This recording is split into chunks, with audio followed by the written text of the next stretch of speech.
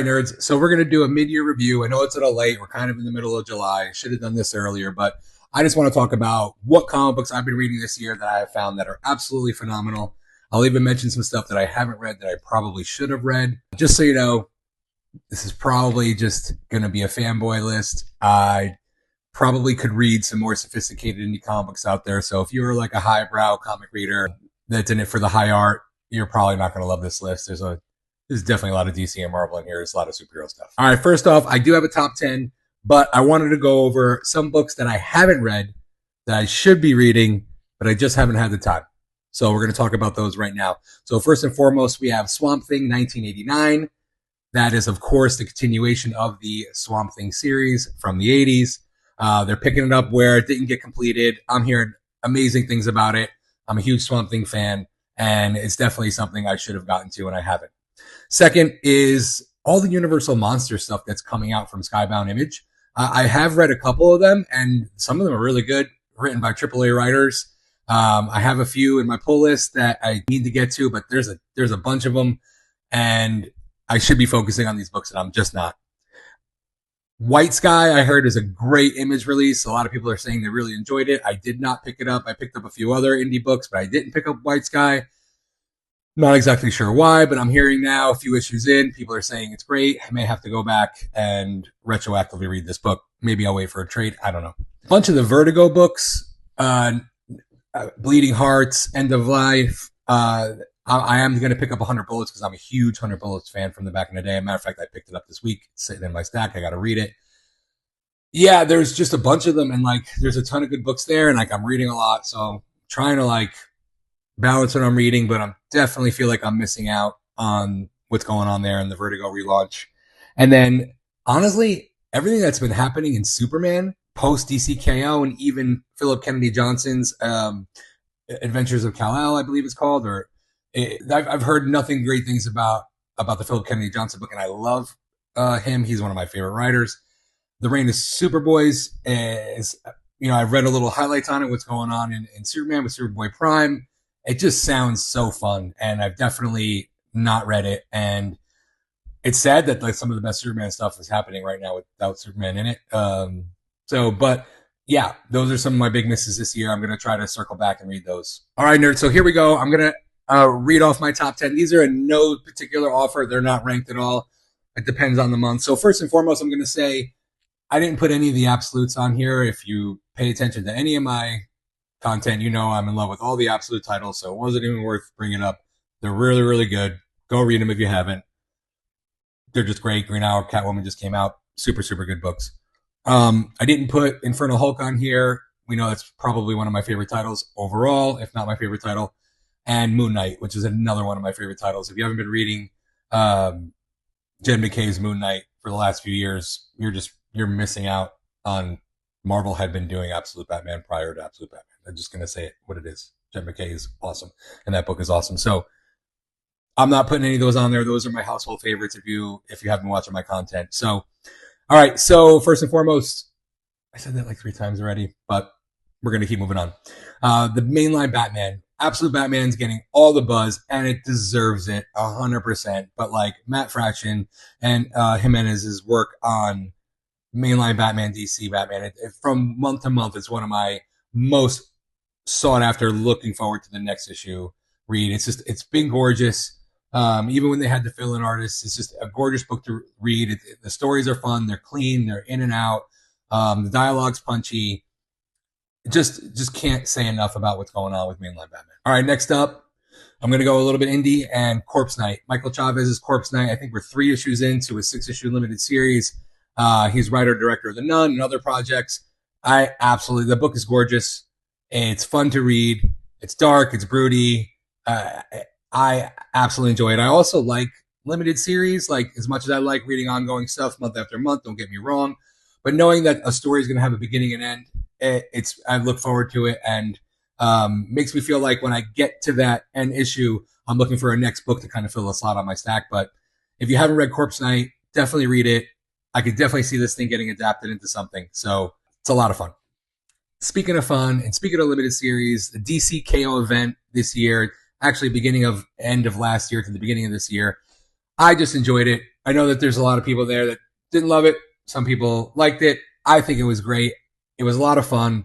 I love the tournament style. I loved all the tie-ins. I love the boss battle. I've been reading comic books since the 80s and 90s. I get events. I get the crossover tie-in exhaustion. I did not feel that here. I was looking forward to all the tie-ins. For the most part, they were all really good. There was a couple that were kind of duds, but like generally speaking, 98% of all the books, I liked it. Scott Snyder crushed it. Love the final result of it. I love how they wrapped it up. I think it's really, really fun. Don't take it too seriously. Don't try to figure out the math of it. None of it makes sense, but just have a really good time. I would love to see more of it. I hope they do DCKO 2, round 2, whatever it is. They can't do enough DCKO for me. Gonna go back to Independence, sorta. We got Battle Beast from Skybound Image. Again, like, this book is just a ton of fun. You don't have to look too deep. If you loved Invincible, if you like watching Invincible, check out Battle Beast. Ryan Otley's work is he just crushes it. Robert Kirkman, he's a good writer. I don't necessarily know if he's phenomenal all the time, but he like delivers a good story consistently. And you always know that there's a payoff for his stuff. He does have some really big twists. I love what he's doing on Void Rivals, and he's doing some stuff with the Transformers, but Battle Beast has been super fun. It's super beautiful. I love looking at it. I love reading it. And it's just one of those comic books that brings me joy. I don't have to think too hard to enjoy it. It's just good humor, lots of action, tons of fun, and beautiful. All right, we're going to go back mainline, and we're going to talk Fury of Firestorm. We had the DC All Next. That was the follow-up to the DC Next Level, DC Next Level. That was the follow-up to the DCKO. And we had the Fury of Firestorm. I like Firestorm as a character, generally speaking. I've never really loved a lot of his series. I've been burned by Firestorm comics in the past, ironically enough. And I definitely was not jumping at this one, but I heard the first issue was good. I went back and read it retroactively, and there's some really good stuff in Next Level. It was very difficult for me not to put multiple Next Level titles on here, but Fury of Firestorm is one. Jeff Lemire, he's such a great writer. This is a really good take on Firestorm. I think it's going to deliver some really good stories. If you like DC and you like those 80s, 90s vintage heroes, check out Firestorm. Fury of Firestorm. All right, back to Skybound Image. I got a bunch on here, and then we got G.I. Joe. I know the Transformers Masters came out, gets a lot of buzz. There's G.I. Joe, All-American Hero, a real American hero, but the Energon Universe G.I. Joe has really been good. If you're not reading it, Josh Williamson is doing such a phenomenal job. I really enjoyed this year. We had the Dreadnought War. We had some Transformer guest stars in there. They're definitely expanding the connection between G.I. Joe and Transformers, which is a ton of fun for me. Everybody knows I'm a huge Transformer fan. That's one of my A-list properties. Ironically enough, that Transformers comic's not on my list. Spoiler alert, but G.I. Joe they are doing great things. I absolutely loved the most recent storyline that they're doing right now with Crystal Ball. And what's really cool from a old school comic fan is they're doing toy tie-ins. So like G.I. Joe Classified is a very popular toy line by Hasbro right now. And they're including stuff from that line in the comic books, which is a throwback to the original G.I. Joe comics, which is when those comics came out back in the 80s. They would feature toys and action play sets and vehicles that were on the store shelves. It's just cool. It's nostalgia for me. I think it's neat that they're doing that. And it's also got a good story. The art's crisp. I definitely think you should check it out. If you're not a G.I. Joe fan, I don't know if it'll be for you, but if you're remotely a G.I. Joe fan or you just like action, like fast-paced comic books, every issue delivers. Going back to DC Next Level, speaking of action and delivering, the new Deathstroke comic book is just out of this world. The art is beautiful. The writing is fun.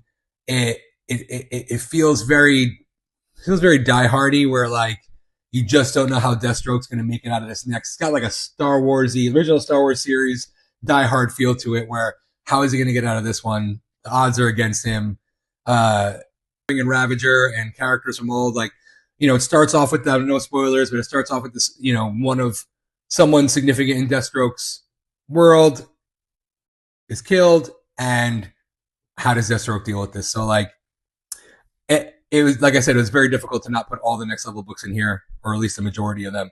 I absolutely enjoyed Deathstroke.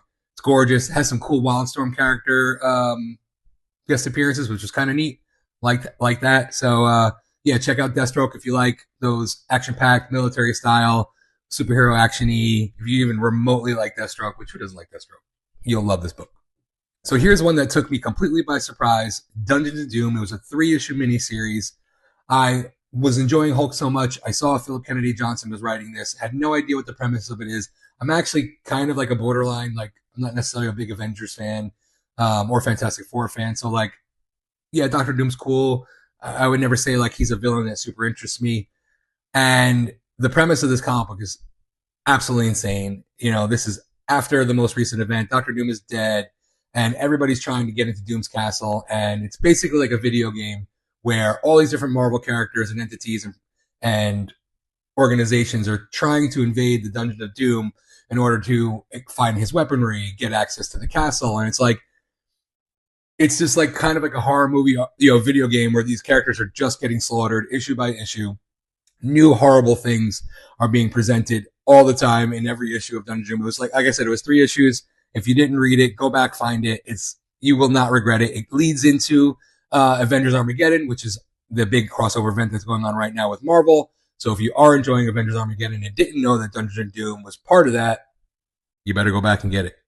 One indie book that I really am enjoying that I have to say I had no business picking up. Actually, the owner of my local comic book shop recommended it, and I'm pretty sure he actually comped me a copy of the first issue because he felt so strongly about it. Lorenzo Di Felici's Red Roots. Red Roots is a really cool, mysterious murder mystery supernatural event. The first issue, you think it's one thing. The second issue completely changes what it is. If you like supernatural stuff, if you like murder, you like horror. I didn't realize I was a big horror fan until this year when all these horror comic books started really intriguing me. There's other books that I didn't mention that are in that vein. Red Roots is really, really good. It's beautifully drawn. The art's fantastic. I definitely recommend it. It's only a few issues in. You can absolutely go back and grab those. So if you like that kind of genre, look into Red Roots. Totally fun. And last, but certainly not least, Marvel's Daredevil. I have to say, I've read Daredevil in the past. I love Daredevil. He's been one of my favorite characters. Ann Nesenti and John Romita Jr. run on that in the 90s is one of my favorite comic book runs. It's not one of my most memories of comic books. Ed Brubaker, Brian Michael Bendis, a lot of people. I haven't read Daredevil in recent years.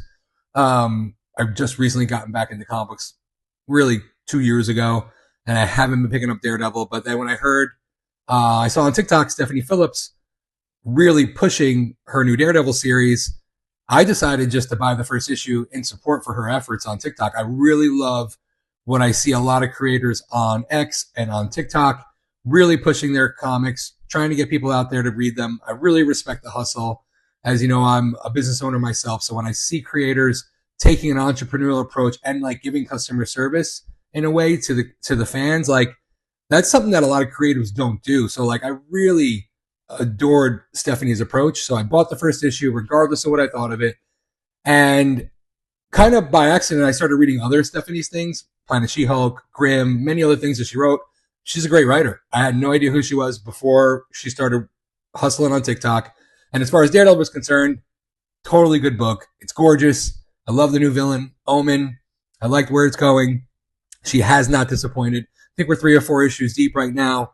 I'm really looking forward to where she's going. I know she's got quite a few issues planned for this. So if you're not reading Daredevil, get out there, pick up this run. It's a great picking up point for the Daredevil fans out there. If you've lost track of Daredevil, this is where you should start. So that's my list. Check it twice. Let me know. Do you hate my picks? Do you have picks of things that I haven't mentioned that I should be reading? I know that they're out there. There's only so many things. It took me a long time to curate this list. There's a bunch of books on here that I definitely wanted to talk about, but I wanted to make this remotely watchable on social media. So nerds, let me know what you think. Hit me in the comments below. Like, subscribe, all the things. See you soon.